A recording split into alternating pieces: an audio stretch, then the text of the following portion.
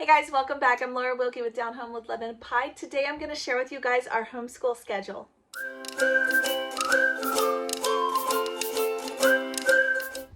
Alright guys, welcome back. I'm so glad you're here. I am a Christian homeschool mama. I have 7 little ones and our schedule just changed again. I feel like when I first started homeschooling, when I was a brand new homeschool mom, I wanted to find the perfect schedule. And I thought that I just needed to find a better schedule when things wouldn't quite work or they wouldn't quite fit. And I thought if I find the perfect schedule, everything will fall into place. And I am here to tell you, mamas, that is not true. That is not going to happen. And more likely than not, with every season of life or season of change that comes about, your homeschool schedule is going to need to change as well. So do not believe those mamas who are telling you they have the perfect schedule, because I guarantee that as things change in their lives, they're having to adjust and readjust again their schedule. So once again, our schedule is changing. This schedule may or may not work for your family because, again, your family may not be in a place where this is the right schedule for you. But I do have other schedule videos. They are linked below. And if you want to try one of those, maybe one of those will work better if this one is not helpful. But for right now, we are moving to a 4-day homeschool week, which we have done in the past several times. But this time it is a little different. In the past, we had 2 days. We did Monday and Tuesday of school, and then we had Wednesday off, and then did school Thursday, Friday because of something we had going on Wednesdays. Well, now we are moving from our 5-day, which is what we did in the fall. It's actually my favorite way to homeschool because we're done by noon and we're good to go. But right now, 4 of my kids, 4 of my 7, have joined an extracurricular outside of the home activity, and that activity is on Fridays. And because of that, we are going to be taking off school on Fridays. So we are going back to a 4-day a week schedule. We are going to be schooling Monday through Thursday. And the thing about doing a 4-day schedule is it can make you feel stressed, because it can make you feel like you have to fit 5 days into 4 days. And in a way you kind of do, depending on how much pressure you're putting on your own self and your own family. And as we have grown in our homeschool journey, I have learned that a lot of times when we are stressed in our homeschool days, it is because I am putting too much pressure on our family or on myself. And I have learned to kind of ease on that. So this 4-day schedule is not going to be adding much work to our schedule at all, because we're just going to be stretching it out. So it's not going to be a stressor. We are moving away gradually, and I'll talk about this in another video, but for the past probably 2 years, we have been moving away from the school year timeline that is traditional in public schools. So because of that, we have been able to free ourselves from a lot of the burdens, a lot of the pressure and the stress that comes along with that. And for example, we have to finish this book by the end of May or by the end of June or whatever. We have relieved a lot of that, and it is going to be so much better. So our 4-day schedule is not actually adding more work to our workload. It's just changing really the way it's distributed. So I'm going to share with you guys my planner. I have this planner here, and I love the way this planner is laid out, and I actually didn't update it for the rest of this week, but that's okay. Anyway, I plan 1 week at a time. I used to plan the whole school year, and then I realized what a mistake that was, because when something would come up, the whole year was wrong in my planner. Then I started planning 6 weeks at a time, and because we do Sabbath schooling, so we school for 6 weeks and take a week off. So I was planning for 6 weeks at a time, and that has kind of not worked either, and because I would still have to adjust all those other weeks if something came up in the first week.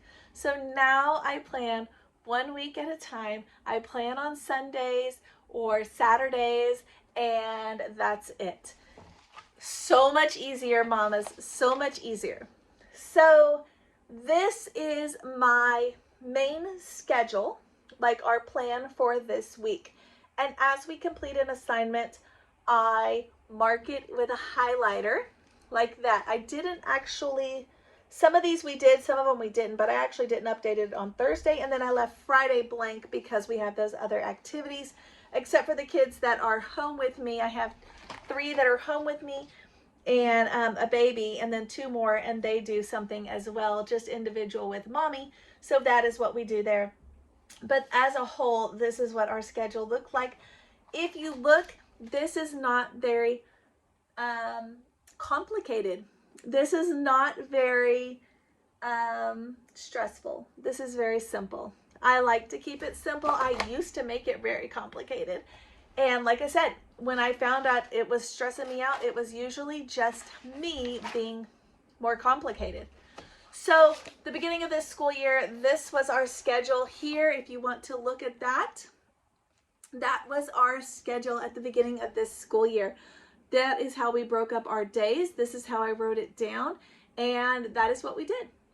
However, we would deviate from that as necessary. We would move around a little bit as needed and adjust as needed, and we have made it simpler for our 4-day week. So even more simple. So the schedule we have now, we start by having breakfast in the morning around 7:30 to 8.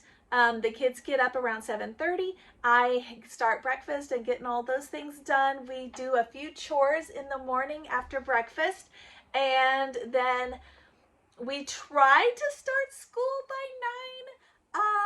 More than likely it is closer to 9:30, and with our baby who is trying to transition from 2 naps to 1, she's trying to drop that early morning nap. It's made it a little bit more challenging as well. So we try to start around 9:30. I do not put specific times on our day because we just go with the rhythm of the day. A lot of times we have, like I said, the baby maybe didn't sleep well that night. She wants to go down at 9 for her nap. Maybe she slept super great and is running around playing until 10:30, so she doesn't nap until later.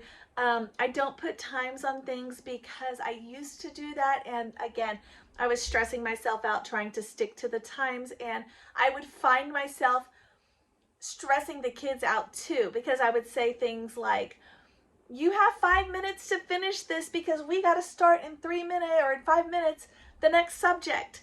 And that really wasn't necessary. It didn't need to be that way. I know that's a common thing, especially if the parents are first-year homeschoolers. They weren't homeschooled as children. It is so hard to break out of that mold, out of the public school mold. And it is a growing journey. And unfortunately for my oldest and probably my oldest too, they have kind of had to see through that journey as well as I am growing in homeschooling and being a better homeschool mom. And I'll be, I'm sure, really good when the littlest one gets up there, but maybe not. Maybe I'll have all kinds of changes in there as well. But so we try to start around 9:30. The first things I do, because we have been so active already in the morning, we've been doing chores, we've been getting dressed, we've been sweeping the kitchen from breakfast, we've been making beds, picking up the toys that the kids drug out from, you know, when they were supposed to be staying in bed till 7:30, but they were really playing with all their toys. We just tidy up, a general tidy up in the morning, and not like crazy cleanup time, but just, you know, things that we might be hazardous, things that we don't want the baby to play with, or things that we might trip on or step on or break them, those kinds of things. We go ahead and put those things away. And then the little ones are left to play. And so that generally is My 3 youngest, which is my 7-year-old and I guess my 4 youngest, my little 1-year-old, my twin 4-year-olds, and my 7-year-old. However, my 8-year-old right now is needing that time as well. So I am letting him have that time as well. And I am sitting down with my big 2 girls that are 10 and 12, and we go through some of their things. Now, because like I said, we've been so active in the morning, we start with something that is me just reading to them. You might call it a morning basket. I don't typically, because we used to do a morning basket, and then I found that it was just easier for us just to not do that. So I do have a basket, and we do our school in the morning, but I wouldn't call it exactly a morning basket. We have done that in the past. It's worked great for our family. But there's also been times when it hasn't worked, and right now is one of those times. So we have kind of moved away from a traditional morning basket, I guess, because what I do is I kind of gauge the day. And if the kids are doing a really great job sitting quietly, focusing, working on something quietly, maybe they're working on a handcraft, or maybe they are working on a quiet activity or a learning game of some sort, and the other ones are playing quietly, I eat that up. I will go ahead and we'll go ahead and knock out several subjects all at once. But if the twins are, if it's just getting loud and crazy and obnoxious, then I may only do 1 or 2 readings. I may do none. And then we pull out completely, and we might do something more active to get us busy and then go back to those quieter activities. Basically, the goal is to alternate those active activities with the quiet activities based on what your children are doing. So an example of a quiet activity would be me reading to them from the Bible while they are working on something quietly, and that's not really a lot of movement for them. An activity that is more active would be something like, that is more like heavy duty, would be more like their math lesson, their spelling, those kinds of things that require a lot more brain work and focus. So basically that's the goal, to alternate those activities throughout. And I kind of gauge it each day. So I know it sounds like, well, you don't even have a schedule, but we totally do. This is our schedule, okay? And I take our day like this, and typically I will do Bible and history. I have a read aloud or a unit study that we work on. And if I can squeeze all of that in first thing, then I totally will. But sometimes things get crazy and I can't get all of that done right away. So maybe I'll just do just Bible or just history. We'll come back to the unit study later. Now we're going to do our spelling and math, or maybe we're going to do Bible and then spelling. And basically I just make it my goal each day to get through all of the subjects that we have listed. And the trick is not scheduling too many, and to alternate them as you go. So if I were to put all of the hard subjects for my kids all together at once, they're going to shut down and not want to do it. And if I put all of the subjects where they're just laying around and I'm reading to them all together, then they're also going to shut down because they're going to be bored and tired. So getting them up and moving, but then down again, and up and moving and down again. In the summer and in the spring and in the fall, we would take our lessons outside, and we had a set time that was ideal for us to go outside. And that is when I would do like our basket of things that I would read to the kids, and they had hammocks and they would sit outside. You probably saw this in some of our day in the life videos that I shared. And that worked perfectly because we would knock out all of those harder subjects first so that we could go outside for an hour and do reading things outside where they were just required to swing their bodies, play with their pocket knives, whittling or whatever, and enjoy being outside while I was reading to them. You kind of have to adjust it. There's no perfect schedule, and you'll have to kind of adjust it as you go many times. So right now our schedule is if I had the perfect day, the absolute perfect day, we would start with Bible. Then we would do math. Then we would do history reading. And after that, I would do probably spelling. And we would do typing if I had the one that needed to do typing. I have a different kid each day for typing. And the other kids do reading during that time. Guitar we do as a group. And earlier this week, actually, we had to move guitar to the first thing because I knew that the day before it wasn't going to happen. So we did guitar. We started with guitar because it was just everybody was focused and ready. So we started with guitar and then went to the readings. That works too.